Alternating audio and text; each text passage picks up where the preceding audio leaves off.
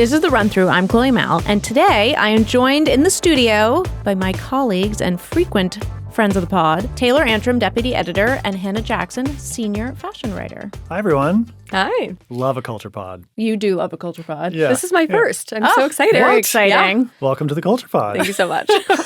Summer is in full swing. I always think of 4th of July as the midway point in the summer, and we have just passed that milestone. So we thought, who better to discuss the movies, music, TV, sports, art shows that we are excited about this very hot season. It's hard to think about anything but sports. Feels like sports is obliterating the culture right now. Big sports summer. Yeah, even for you. Tell us. I'm not watching an actual game, but I'm very into the culture of it. You haven't watched an actual World Cup game. I watched the one I went to. Oh, the one you went to, yeah. Yeah. All right.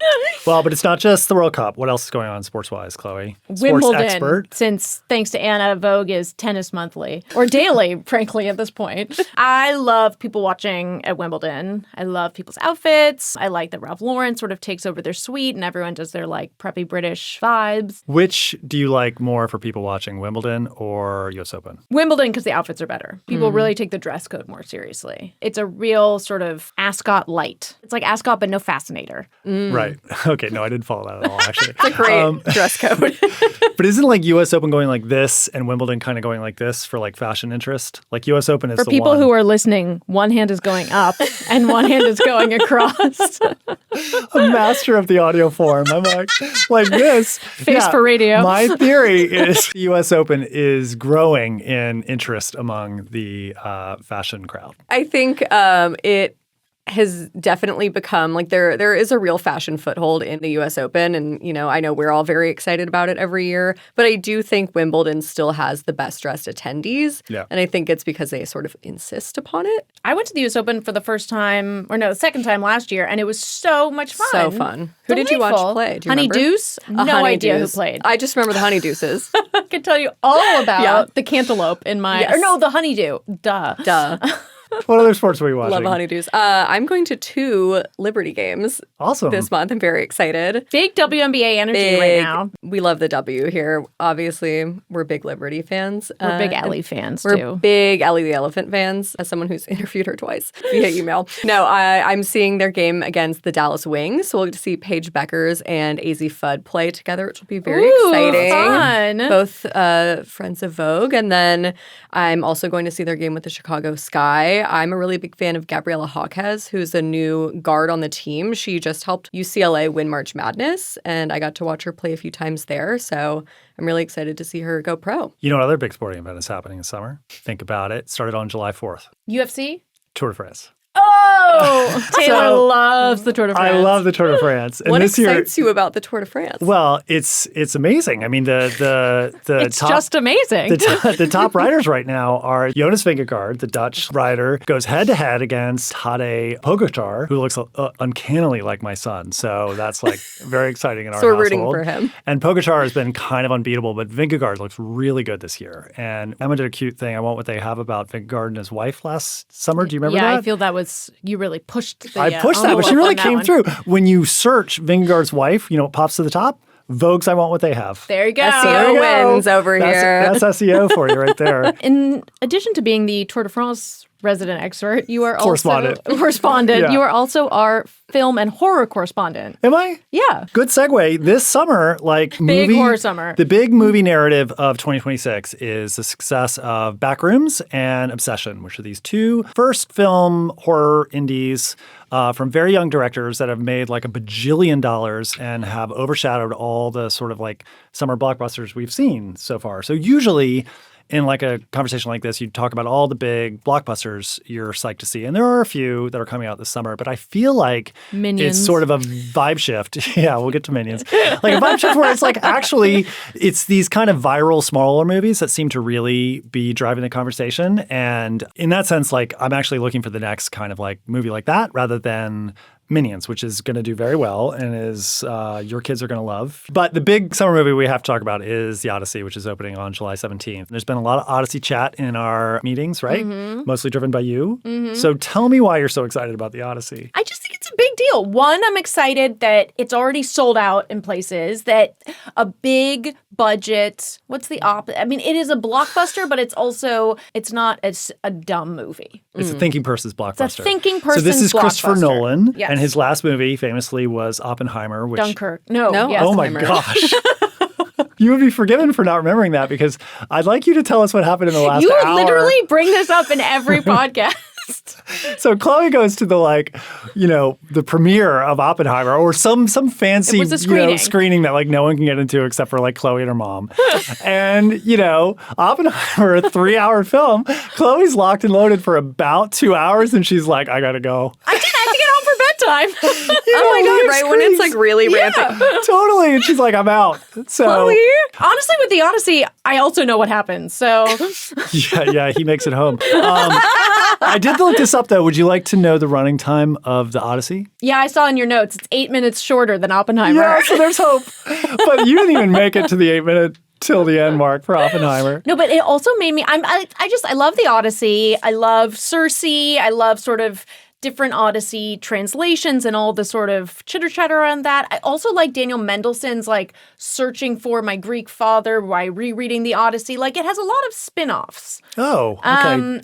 Daniel Mendelsohn, the writer. Yes. Okay, who has nothing to do with the film? Yes. Okay, just checking. Got it. But the movie has everyone in it in Hollywood, right? Yes. Zendaya, Anne Hathaway. Matt Damon. Matt Damon. Matt Damon as Odysseus is still... I'm I know, excited to see it, but I'm nervous. Oh, interesting. I feel like I'm going to be watching and be like, well, that's just Matt Damon. Hannah, where are you on Nolan movies? Are you a Christopher Nolan fan? I am. I loved Oppenheimer. I thought it was so excellent. It was definitely one of the best movies I saw. But I'm a big Greek myth girl. I was raised reading Greek myths for bedtime stories. That's what I'm saying. It's such a connects to you as a child. And Artie and I are finally starting to read Greek myths. Dalara's book of Greek myths? Exactly. But you know what's changed our lives? What? The National Geographic podcast Greeking Out. Okay.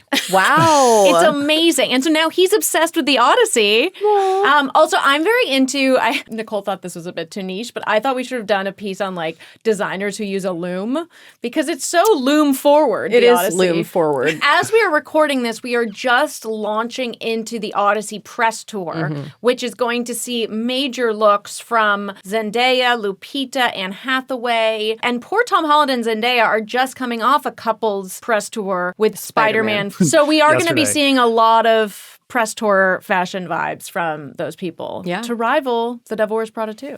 I know, and she started off, Anne Hathaway, by wearing a red-hot Ashland jumpsuit with the peplum backwards, which she, took that information like a champ and made a little reel on Instagram making fun of herself. Yeah, it was very cute. A movie we have all seen is The Invite, right? Yes. Hannah, what did you think? We haven't talked. Oh my God, I loved it. The Invite's so good, right? Oh my God, it was great. Who wins of that for you? Seth Rogen, Penelope Cruz, Olivia Wilde, and Ed Norton. Olivia Wilde, who also directed the movie, yes, of course. I mean, that really puts her ahead because it was great direction. I think Seth Rogen, he's hilarious, but I think he also really lands the dramatic moments well. I think, it's really easy to kind of stick in your lane as a comedian, but I really think it's great that he took a risk and, went for this role.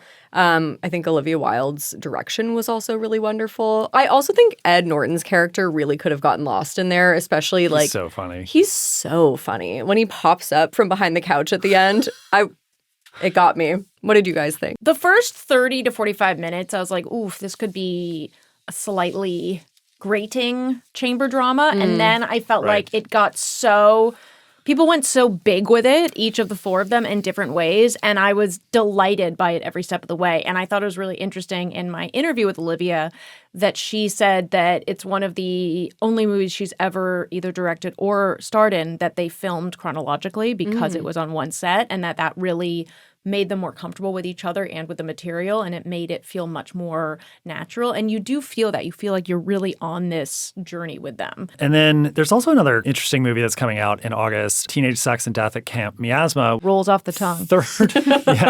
Yeah. I always shorten into my notes to teenage sex, which is like a hard thing to see popping up in your notes. Yeah, exactly. But it's Jane Schoenbrun's third film. They are a really interesting director who is very interested in horror movie tropes, doesn't actually make straight up scary comedy movies. People probably have heard of I Saw the TV Glow, which was a very like disquieting movie about kind of sort of trans coming of age, queer coming of age. Really liked that movie. I liked Teenage Sex and Death at Camp Miasma. It stars Hannah Einbinder and Gillian Anderson, who are just like totally going for it in this amazing way. I thought it was sort of a slightly lighter weight movie than TV Glow, but I was at a screening where people were just going nuts for this movie and so excited to have seen it. And it opens first week in August. And I think it could be a little bit of a thing. It's like a A24, movie with wonderful art direction, really cool music in it. So anyway, I would put that on your calendar to see. August 7th, it opens. Hannah, TV time. TV time. When we made our lists, I saw that we were both very excited about Larry David's sketch comedy show. The most deflating starting point for like a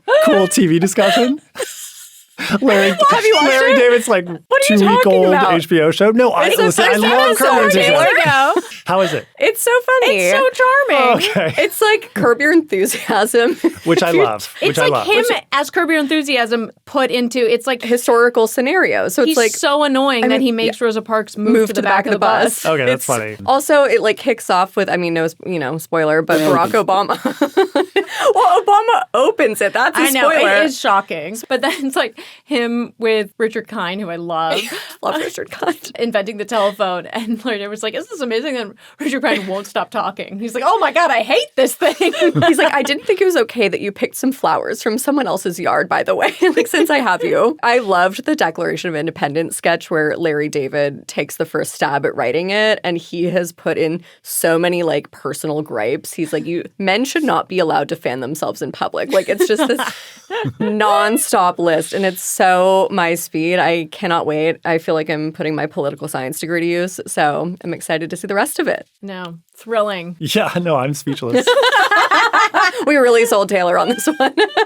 My mom is also watching the new Fassbender Richard Gere. Oh, your mom and I are right on the same wavelength. She had no idea what was going on. The Agency season 2. Yes. Exactly. Oh. The Agency season 2 is good. It's like Michael Fassbender and Richard Gere, American spies in London. It's like kind of a chilly, sort of like cool looking, moody spy drama. The cool thing about it is that it's a remake of a French show. My favorite TV show of like the last 20 years is The Bureau. If you watch The Agency only as a portal to getting to The Bureau, it's worth it because, boy, is that show good. I'm watching House of the Dragon, which I think maybe I'm the only one. God, that show is good now. It's like, it started off with such a bang, and the actors who are in it, like Emma Darcy and Olivia Cooke, have like gotten so much bigger since it started. I love Matt Smith. And Matt Smith is awesome. James Norton is in it too, who I also love. Oh, yeah, we love him. I love him from Grant Chester when he played the priest who solved murders. Yeah, that is as Chloe-coded a show as I can possibly imagine. He also played Meg's husband in Little Women. Oh my God. Okay, but he's also famously the like extremely scary bad guy in Happy Valley. I bet, though, he would love if you went up to him and said, I loved you in Little Women.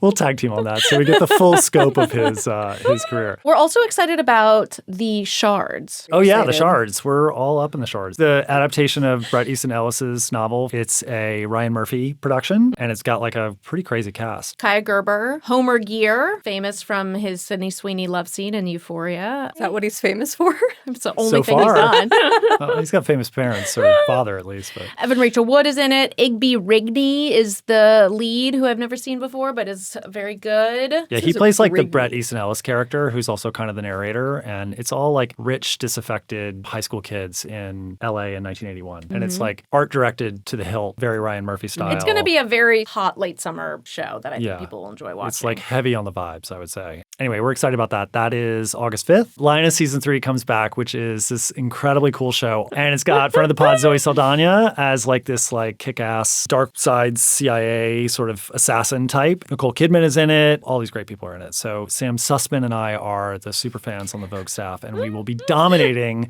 editorial discussions in the month of August about what is our Lioness coverage. All right, music. Taylor, Liam, Hess, and I check in every Friday, New Music Friday. That's pretty fun. Cute. It's a fun It is Slack cute. show It's a fun little ritual, but we kind of digest the day's offerings. I don't think there's a song of the summer yet, but it's really big for the pop girls. So we have Olivia Rodrigo last month released her album, You Seem Pretty Sad for a Girl So in Love. And I thought it was by far her most mature work yet. I think it was her best by a mile. It is totally a departure from her pop punk roots, much to Taylor's chagrin. Yeah, as the resident pop punk fan. Disappointment in the Antrim household Okay. over this record. And we lived. I think it's great. I think it's such a, it's a great concept album kind of spanning the, kind of giddy start of a relationship to the dissolution and then the aftermath where you're beginning to move on.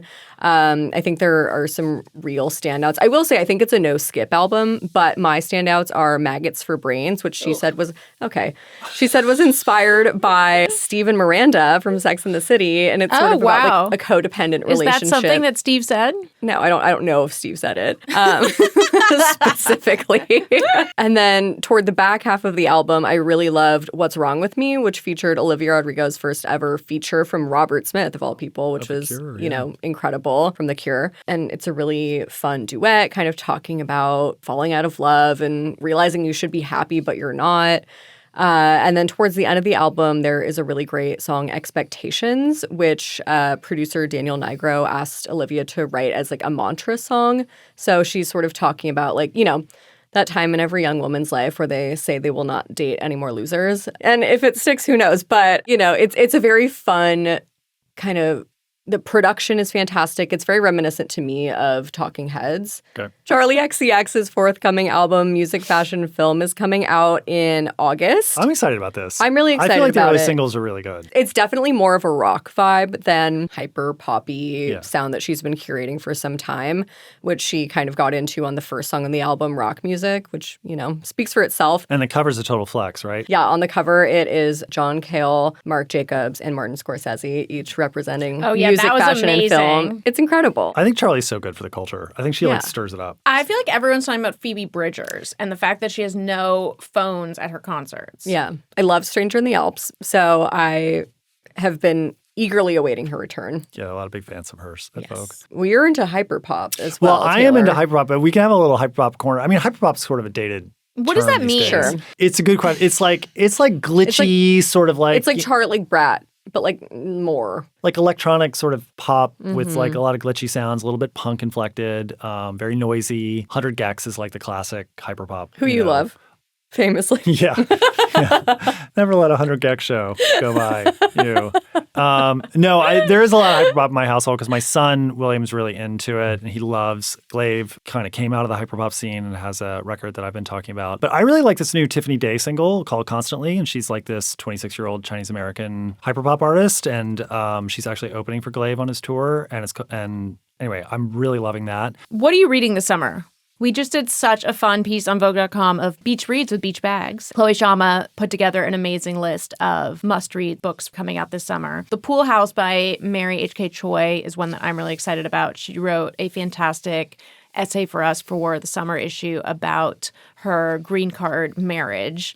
And she's someone I've just been a fan of, so I'm excited about that. Dave Edgar's new book, Contrapposto, is supposed to be really good. I also bought David Sedaris' new book. I actually bought the Audible because he reads his own books, and it's so much fun. There's a painted edition of the Odyssey. Oh. Very excited. And Freedom Essays by Zinzi Clemens. I'm excited about it. I went to college with Zinzi, and I liked her first novel a lot. I liked that Gwendolyn Riley novel, which came out like maybe a month or two ago, called The Palm House, which I recommend if you like Rachel Cusk stuff. It's set in London. It's about a woman that works at like a small literary magazine in London, and kind of the sort of comings and goings of the staff at that magazine. And it had like a really cool mood to it. You can read it in like a weekend. So I really enjoyed that. And then I just read, this is looking ahead. So I'm always reading like books 2 or 3 months ahead to try to get reviews written for an issue that we're working on. But I did read the new Emma Cline, which comes out in September, and it's called Switzy. Fun. It seemed like everybody was reading The Guest. And Switzy is definitely a different mood. It's like a guy, it's like a